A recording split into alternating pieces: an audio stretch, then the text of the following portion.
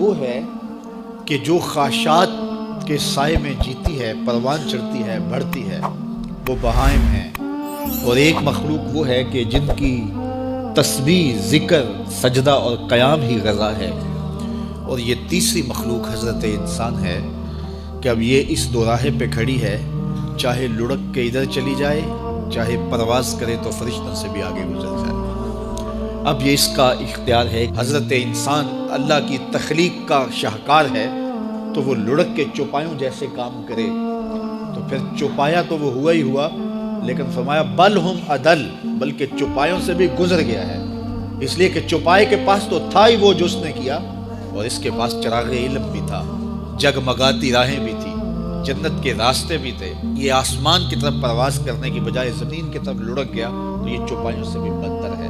اور اگر یہ دوسرا راستہ جو کہکشاؤں سے بھرا ہوا راستہ ہے، نور و نکھت سے سجا ہوا راستہ ہے، اس خیر کی راہ پہ گامزن ہوتا ہے تو پھر فرشتے بھی اس کی قسمت پہ رش کرتے ہیں، پھر فرشتوں سے بھی آگے گزر جاتا ہے۔ یہ اللہ تعالیٰ نے ہر طرح سے راہیں اس کے لیے اجال دی، فطرتاً بھی، اور انبیاء اور رسل کے ذریعے بھی، کتب کے ذریعے بھی، صحیفوں کے ذریعے بھی، مصلحین کے ذریعے سے، عقل و فہم جو دیا گیا اس کے ذریعے سے۔ یعنی انسان کے لیے کوئی شک والی بات نہیں کہ اسے پتہ نہ ہو کہ یہ راستہ خیر کا ہے اور یہ راستہ شر کا ہے، یہ اس کو اچھی طرح آگہی دی گئی۔ جب کوئی چوری کرنے لگتا ہے، دیوار پھلانگتا ہے، اس کا دل دھڑکتا ہے، یہ اللہ تعالیٰ کی طرف سے وارننگ ہوتی ہے کہ تو غلط کام کرنے جا رہا ہے۔ جب کوئی ڈاکہ مارنے لگتا ہے، ناکہ لگا کسی کو روکتا ہے، تو اس کا دل ڈرتا ہے کہ تو جرم کر رہا ہے۔ جب بدکاری کو کرنے لگتا ہے تو اس کا دل ڈولتا ہے کہ تم غلط کام کرنے جا رہے۔ جب کوئی کسی کو قتل کرنے لگتا ہے تو جب وہ مقتول پہ حملہ آور ہوتا ہے تو دل ڈولتا ہے کہ تم غلط کر رہے ہو۔ حتیٰ کہ دیوار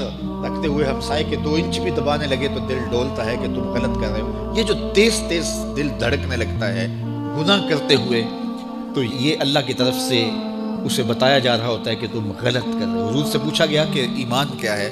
فرمایا جب نیکی تجھے خوش کر دے اور گناہ تجھے دکھی کر دے، فانتا مومن، تو تو مومن ہے۔ تو کسی کو پوچھنے کی بجائے اپنے اندر سے فتویٰ لیا جاتا ہے، اندر ہی بتاتا ہے کہ اچھائی کیا ہے، اندر ہی بتاتا ہے کہ برائی کیا ہے۔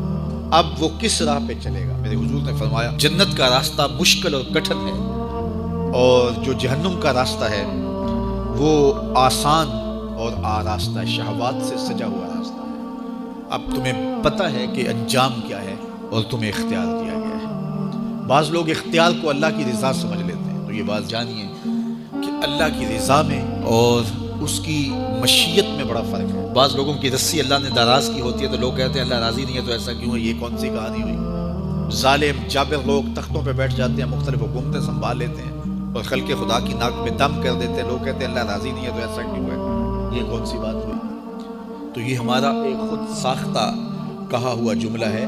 حقیقت میں کیا ہے کہ اللہ کی رضا اور ہے، اللہ کی مشیت اور ہے۔ یہ اللہ نے ہاتھ دیے ہیں، اللہ کی رضا یہ ہے کہ ان ہاتھوں سے اچھے کام کیے جائیں۔ آنکھیں دی ہیں تو ان آنکھوں سے قرآن مجید کی تلاوت کی جائے، اللہ کی قدرت کی نشانیاں دیکھی جائیں، لیکن آنکھوں کو شہوات سے بھر دیا جائے، ان ہاتھوں کو ظلم سے بھر دیا جائے تو اللہ روکتا نہیں ہے۔ ایسا نہیں ہے کہ بندہ گالی دینے لگے تو زبان ٹیڑھی ہو جائے، ایسا نہیں ہے کہ بری نظر سے آنکھوں کی بینائی کمزور ہو جائے، ایسا نہیں ہے تھپڑ مارنے لگے تو ہاتھ رک جائے، ایسا نہیں ہے کہ وہ مے خانے کی جانب چلنے لگے تو پاؤں کی انگلیاں ٹیڑھی ہو جائیں، چلا نہ جائے، ایسا نہیں ہے۔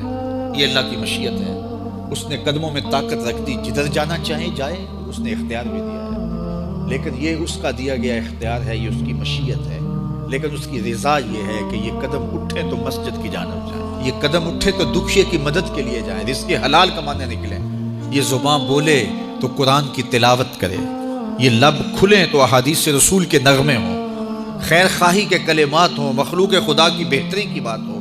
لیکن اگر کوئی گالی گلوچ دینے لگ جائے تو اس سے اللہ کی رضا نہیں، اللہ نے اعضاء بنا دیے اور اللہ نے انسان کو خیر و شر کی تمیز دے دی، اچھائی اور برائی کا پتہ دے دیا، اب اس کی مرضی ہے کہ وہ کدھر نکلتا ہے۔